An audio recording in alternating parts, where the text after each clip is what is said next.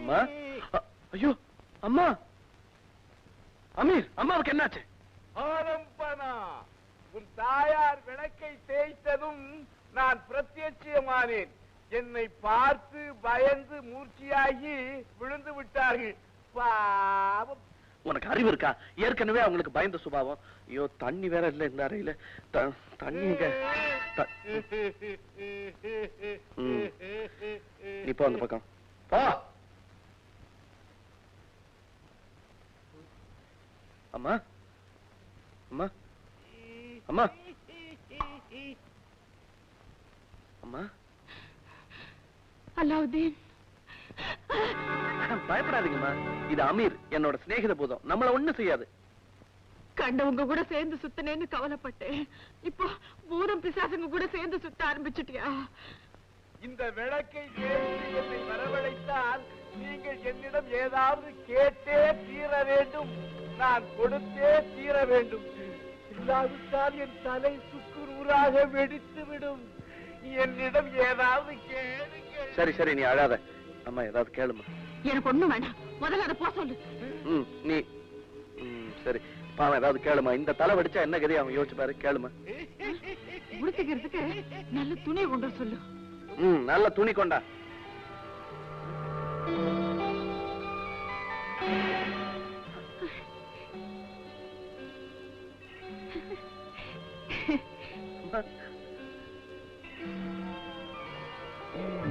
தேவையானதை எடுத்துக் கொள்ளுங்கள்.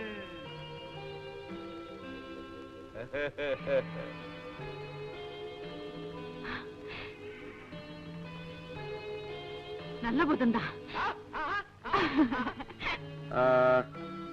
அமீர், இந்த வீட்டை ஒரு நல்ல மாளிகையா மாத்தி கொடு.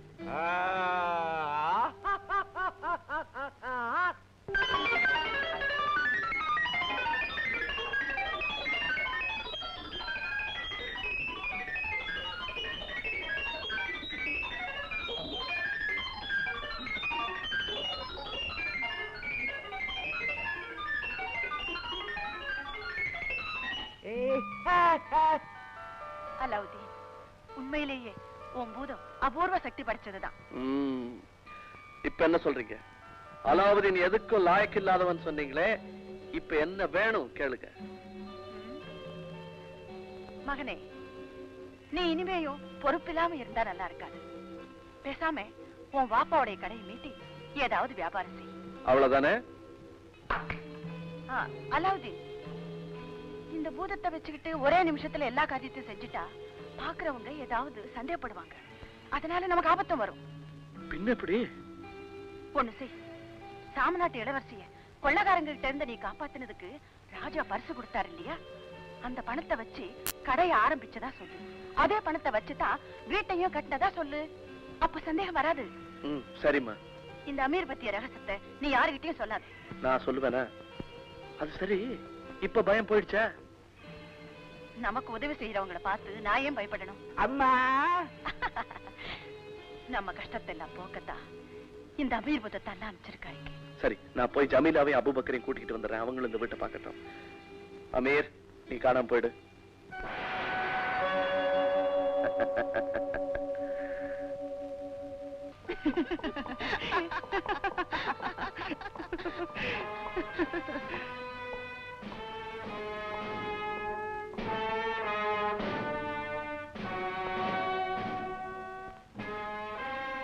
அஸ்ஸலாமு அலைக்கும்.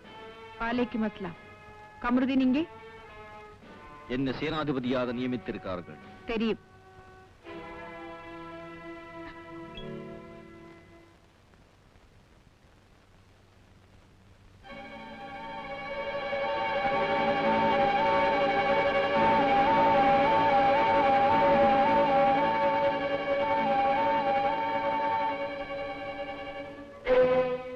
வேறு விஷயம்? என்னென்னமோ சொல்லத்தான் ஓடி வந்தேன். ஆனா இப்ப என்ன சொல்வது, எப்படி சொல்வதுன்னு தெரியாம தவிச்சுக்கிட்டு இருக்கிறேன். புரியவில்லை. இளவரசின் ஆணைக்கு என்றும் கட்டுப்பட்டு நடப்பவன் நான். நீங்கள் ஆணைக்கு கட்டுப்பட வேண்டியது எனக்கல்ல, மன்னருக்குத்தான். இளவரசிக்கு நான் இது அன்பளிப்பாக தர விரும்புகிறேன். இந்த பாக்தாத் நாட்டை விட விலை மதிப்புடையதா உங்களுடைய இந்த அன்பளிப்பு?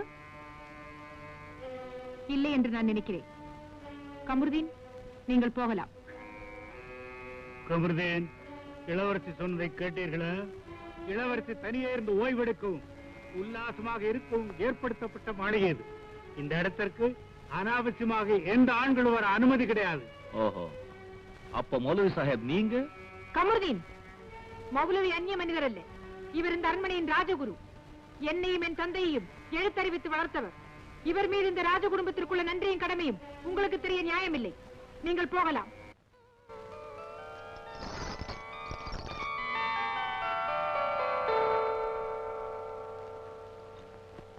உங்க ரொம்ப நாள் குறை தீர்ந்துருச்சு.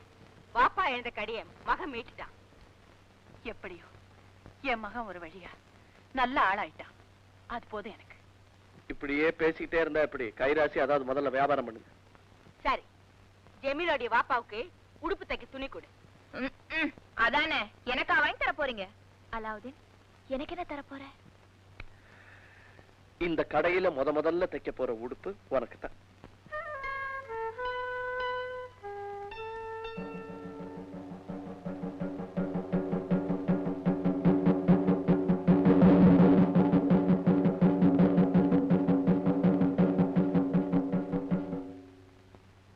ராஜாங்க அறிக்கை.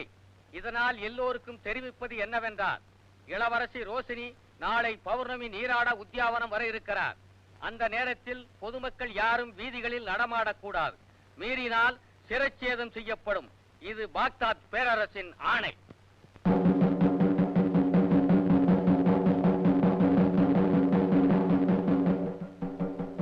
இளவரசி பிடிக்கிறது ஊருக்கே தெரியணுமா? தந்தூரா போட்டு சொல்றாங்களே. ஜுமாத் 16 அன்னைக்கு வருஷத்துக்கு ஒரு நாள் ராஜாங்க முறைப்படி அரசகுமாரி குளிக்க போவாங்க. அன்னைக்கு யாரா பார்த்தாங்கன்னா தலையே வெட்டிடுவாங்க. ஐயே, வருஷத்துல ஒரு தரம் தான் இளவரசி குளிப்பாங்களா? அப்படி இல்ல. ஜுமாத் 16 நாள் ராஜகுமாரி பிறந்த நாள். அன்னைக்கு விசேஷ குளியல். அதனால்தான் வீட்டை விட்டு யாரும் வெளியே வரக்கூடாது. ஏன் வரக்கூடாது? அதானே. ராஜகுமாரி குளிக்கிறத ஆம்பளைங்க யாரா பார்த்தாங்கன்னா அவங்க அழகுல மயங்கிடுவாங்களாம். அதனாலதான் ராஜகுமாரி பார்த்ததுமே மயங்க வைக்கிறாள் அழகிய.